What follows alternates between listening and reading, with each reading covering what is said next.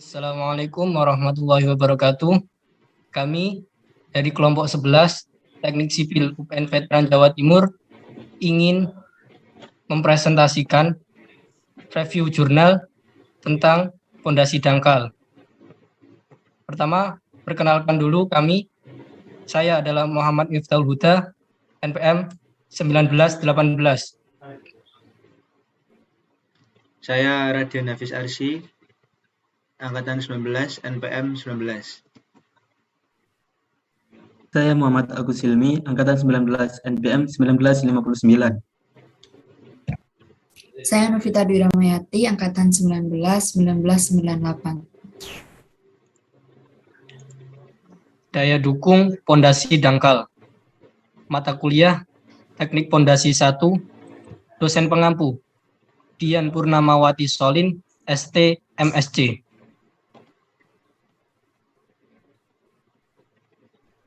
Jurnal yang kami review memiliki judul yaitu Analisis Daya Dukung Tanah Pondasi Dangkal dengan beberapa metode. Yang ditulis oleh Martini. Jurnal ini berjenis majalah ilmiah McTech. Volumenya adalah 11 dan halamannya nomor 2. Jurnal ini dibuat pada bulan Mei tahun 2009.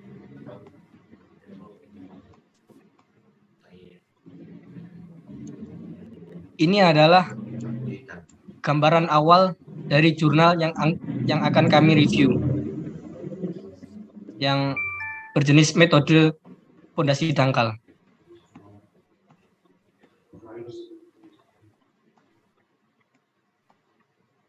Di dalam jurnal ini ada beberapa point of content. Yang pertama adalah abstrak, yang kedua adalah tujuan penelitian, yang ketiga adalah metode penelitian, yang keempat hasil penelitian, yang kelima kesimpulan, yang keenam kekurangan jurnal, yang ketujuh kelebihan jurnal, dan yang terakhir atau yang kedelapan adalah penutup.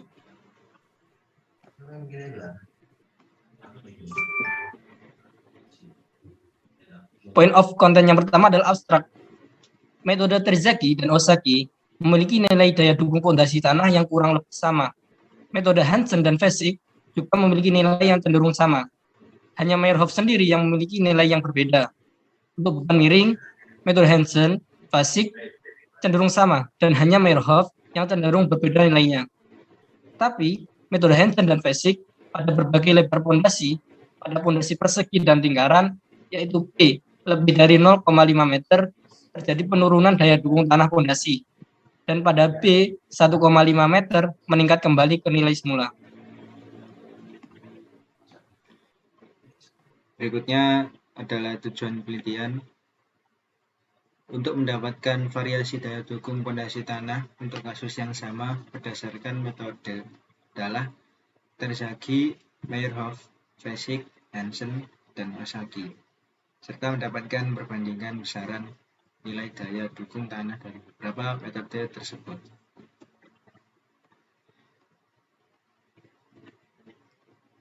Berikut adalah beberapa metode penelitian yang digunakan pada jurnal ini.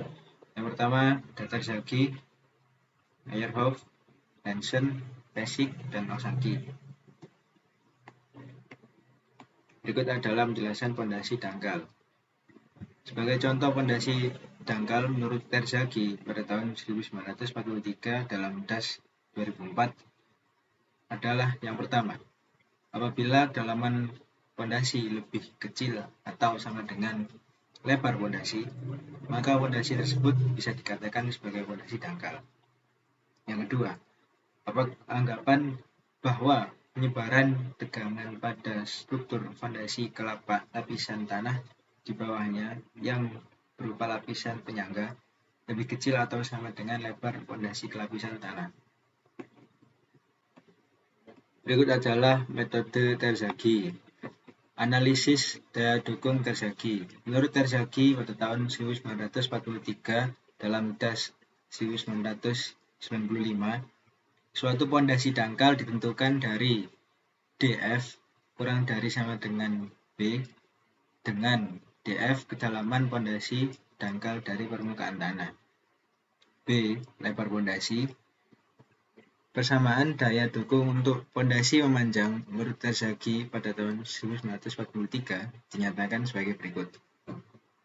QU sama dengan CNC plus DF kali gamma kali NQ plus 0,5 gamma kali B kali N gamma, dengan QU sama dengan daya dukung ultimate pada pondasi memanjang, C sama dengan kohesi tanah, DF sama dengan kedalaman pondasi, gamma sama dengan berat volume tanah, dan yang terakhir NC, NQ, dan N gamma itu adalah faktor daya dukung Terzaghi. Berikutnya metode Meyerhof. Untuk beban vertikal, QU sama dengan CNC kali SC kali DC plus DF gamma kali NQ kali SQ kali DQ plus 0,5 gamma B kali N gamma kali S gamma kali D gamma. Untuk beban miring, QU sama dengan C dikali NC dikali DC dikali IC plus DF dikali gamma dikali NQ dikali DQ dikali IQ plus 0,5 gamma dikali B dikali N gamma dikali D gamma dikali I gamma, dengan NQ sama dengan E tangen kuadrat dalam kurung 45 plus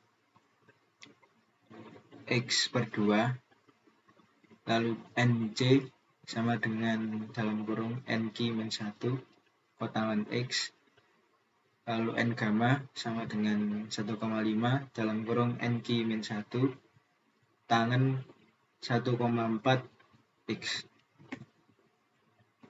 Lalu berikutnya adalah metode Hansen. QU sama dengan C dikali NC dikali SC dikali DC dikali IC dikali GC dikali BC plus DF dikali gamma dikali NQ dikali SQ dikali SDQ dikali IQ dikali GQ dikali BQ plus 0,5 gamma dikali B dikali N gamma dikali S gamma dikali D gamma dikali I gamma dikali G gamma dikali B gamma. Bila theta sama dengan 0, theta mau ya?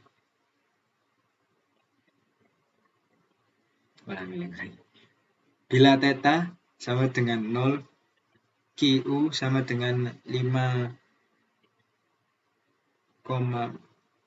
kali 14 dikali SU dalam kurung 5,14 itu Yan. 5, oke, ulangi. Bila theta sama dengan 0, QU sama dengan 5,14 dikali SU dalam kurung 1 plus S aksen C plus D aksen C min I aksen C min B aksen C min G aksen C dalam kurung plus Q, dengan NQ sama dengan E N tangen X tangen pangkat 2 dalam kurung 45 plus X per 2. Untuk NC sama dengan dalam kurung NQ min 1 kotangen X. Untuk N gamma sama dengan 1,5 dalam kurung NQ min 1 tangan X.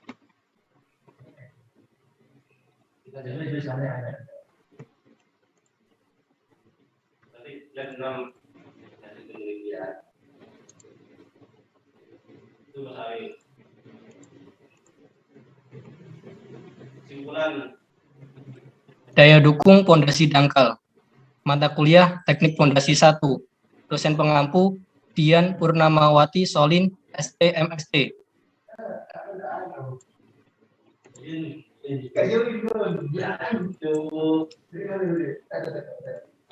Review jurnal ilmiah. Jurnal yang ingin kami review judulnya adalah Analisis Daya Dukung Tanah Pondasi dan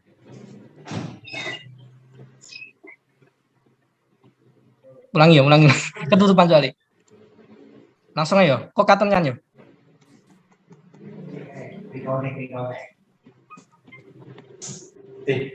Jurnal manjang menang ta. Seto. Menang apa rek? Ngili.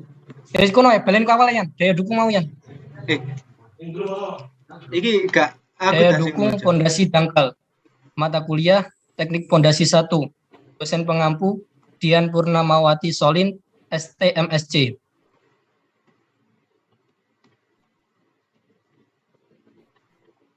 Jurnal yang ingin kami review memiliki judul Analisis Daya Dukung Tanah Pondasi Dangkal dengan beberapa metode. Dengan penulis adalah Martini. Jurnal ini majalah ilmiah teknik volume 11 dan nomor 2 tahun 2009.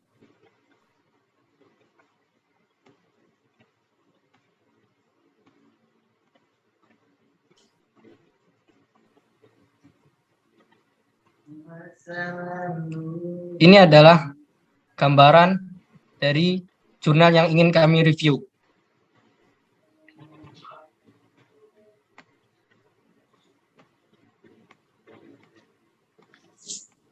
Point of content.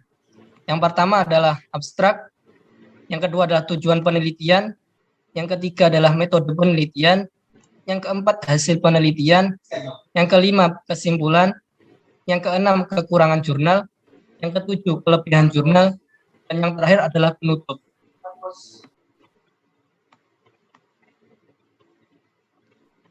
Menuju ke point of content yang pertama adalah abstrak.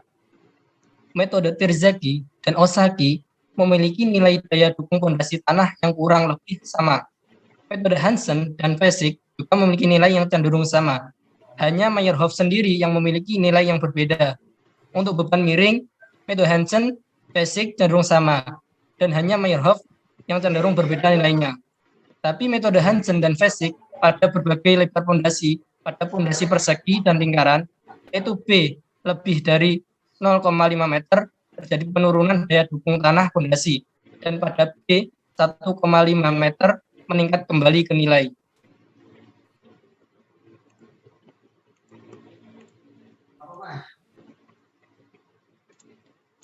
Tujuan penelitian.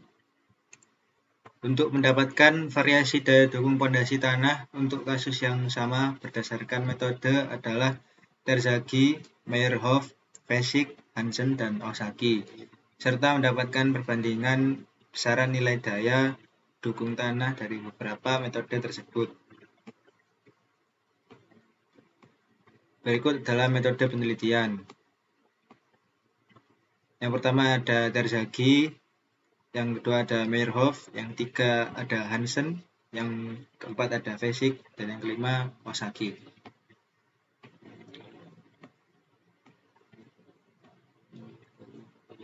Pondasi dangkal. Pondasi dangkal sendiri sebagai contoh pondasi dangkal menurut Terzaghi pada tahun 1943 dalam DAS 2004 adalah yang pertama, apabila kedalaman pondasi lebih kecil atau sama dengan lebar pondasi, maka pondasi tersebut bisa dikatakan sebagai pondasi dangkal.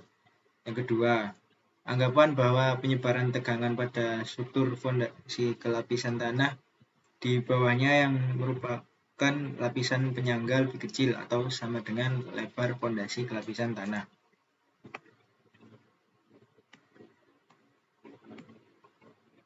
Berikut adalah metode Terzaghi. Metode Terzaghi yaitu pertama, analisis daya dukung Terzaghi. Menurut Terzaghi, pada tahun 1943 dalam DAS pada tahun 1995, suatu pondasi dangkal ditentukan dari D F kecil kurang dari sama dengan B dengan D F kecil sama dengan kedalaman pondasi dangkal dari permukaan tanah.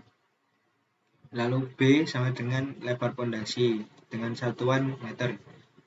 Persamaan daya dukung untuk pondasi memanjang menurut Terzaghi pada tahun 1943 menyatakan sebagai berikut. QU sama dengan CN C kecil ditambah D F kecil dikali gamma atau berat volume tanah dikali N besar Q kecil ditambah 0,5 gamma atau berat volume tanah dikali B dikali N Y kecil dengan keterangan sebagai tersebut. QU kecil sama dengan daya dukung ultimate pada pondasi memanjang. C kecil sama dengan kohesi tanah. DF kecil sebagai kedalaman pondasi dan gamma sendiri berat volume tanah. Lalu NC kecil, NQ kecil, NY kecil faktor daya dukung Terzaghi. Lalu berikutnya ada metode Meyerhof. Beban vertikal QU kecil sama dengan C, NC kecil, S kecil, D kecil ditambah DF kecil, gamma, NQ kecil, S kecil, DQ kecil ditambah 0,5 gamma atau berat volume tanah dikali B dikali NY kecil, SY kecil, DY kecil dengan beban miring QU kecil sama dengan C, NC kecil, D kecil, I, C kecil plus DF, Y, NQ, DQ, IQ plus 0,5 Y, B, NY, DY, IY dengan NQ sama dengan E tan pangkat 2 dalam kurung 45 plus 3/2. NC sama dengan NQ min 1 kotangan X.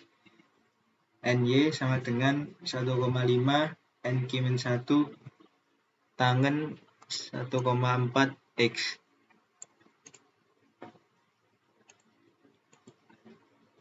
Berikutnya metode Hansen. Berikut adalah rumus dari metode Hansen. QU sama dengan C, NC, SC, DC, IC, GC, BC, jumlah DF, Y, NQ, SQ, DQ, IQ, GQ, BQ plus 0,5 Y dikali B dikali NY dikali SY dikali DY dikali IY dikali GY dikali BY. Bila koefisien sama dengan 0, maka QU kecil sama dengan 5 kali 14 SU 1 dalam kurung 1 plus S aksen C tambah D aksen C dikurangi I aksen C dikurangi B aksen C dikurangi G aksen C dalam kurung ditambah Q dengan ketentuan NQ sama dengan E tangen X tangen pangkat 2 dalam kurung 45 ditambah X per 2. NC sama dengan NQ min 1 dalam kurung dikali kotangan X. Lalu NY sama dengan 1,5 dalam kurung NQ min 1 tangen X. Yang berikutnya adalah metode Fasig. Metode Fasig dirumuskan QP sama dengan AP kali CU kali NC, di mana AP merupakan luas penampang ujung tiang, yang satuannya adalah meter persegi, NC merupakan faktor kapasitas daya dukung berdasarkan IRR teori Fasig, dan CU merupakan kohesi Andreanet pada tanah di ujung pondasi, satuannya kilonewton per meter persegi. Metode Fasig dalam Bowles yang pada dasarnya pengembangan metode Hansen memiliki perbedaan pada pemakaian N gamma menggunakan persamaan N gamma sama dengan 2 dalam kurung NQ plus 1 tangan theta dan variasi atas beberapa faktor II, BI, dan GI. Beberapa faktor Fezzik itu kurang konservatif daripada faktor-faktor Hansen dan kedua metode tersebut tidak ada yang telah diuji kebenarannya secara luas memakai pengujian-pengujian lapangan berskala penuh, maka harus sangat berhati-hati dalam pemakaiannya.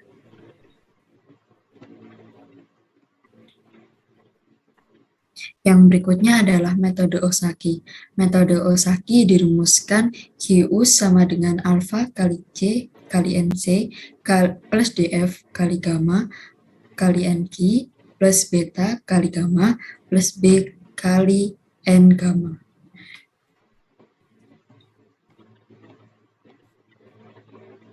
Hasil dan pembahasan pondasi dangkal terhadap beban sentris.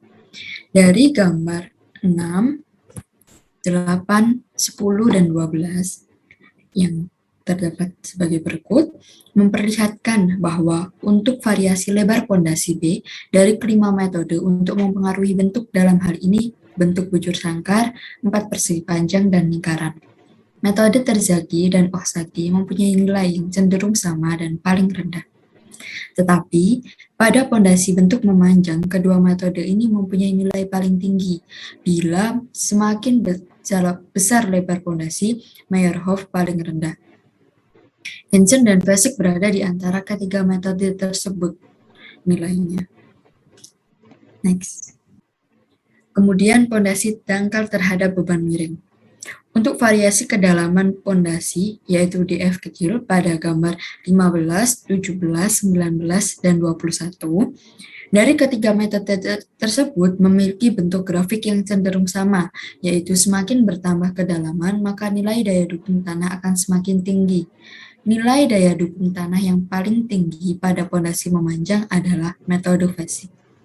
Sedangkan nilai daya dukung tanah yang paling rendah adalah metode Meyerhof. Namun, pada pondasi bujur sangkar, 4 persegi panjang, dan lingkaran, nilai daya dukung tanah yang paling tinggi adalah metode Meyerhof, dan yang paling rendah adalah metode Hansen. Selanjutnya, untuk kesimpulan jurnal yang kami review, yang pertama, hanya metode Meyerhof yang memiliki perhitungan daya dukung tanah yang berbeda pada beban sentris. Karena metode yang lain seperti Terzaghi dan Osaki memiliki nilai yang sama, dan untuk metode Hansen memiliki nilai yang sama pula dengan metode Fezzik. Yang kedua, yaitu metode Hansen, Fezzik, dan Meyerhof pada beban miring cenderung mempunyai metode yang berbeda. Yang ketiga, daya dukung tanah pada pondasi dengan beban sentris sebaiknya menggunakan metode Terzaghi. Ini karena nilai daya dukung tanah yang relatif lebih kecil dibanding metode yang lain, sehingga karena faktor itulah dapat dikatakan lebih aman untuk pemakaiannya. Selanjutnya, yang keempat adalah daya dukung tanah pada beban miring sebaiknya menggunakan metode Meyerhof. Itu karena nilai daya dukung tanah yang relatif lebih stabil kenaikannya, sehingga semakin besar lebar pondasi, maka semakin besar pula daya dukungnya. Selanjutnya, untuk kekurangan dari jurnal yang kami review, yang pertama, masih ada beberapa penulisan kata yang salah atau tidak sesuai dengan kaidah yang berlaku. Contohnya seperti pemakaian kata pondasi yang seharusnya adalah pondasi dan lain sebagainya sehingga tidak sesuai dengan kaidah yang berlaku. Yang kedua adalah contoh perhitungan dan tabel data tidak disertakan terlebih dahulu sebelum penggambaran grafik. Karena seharusnya dalam penggambaran grafik lebih baik disertakan perhitungan atau contoh perhitungannya dan tabel perhitungannya sebelum penggambaran grafik tersebut.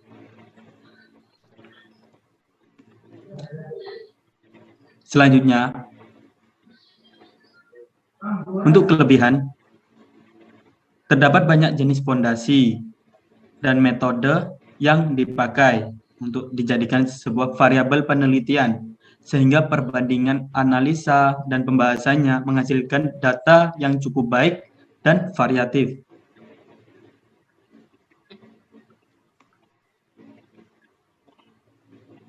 Sekian untuk presentasi yang dapat kelompok kami sampaikan.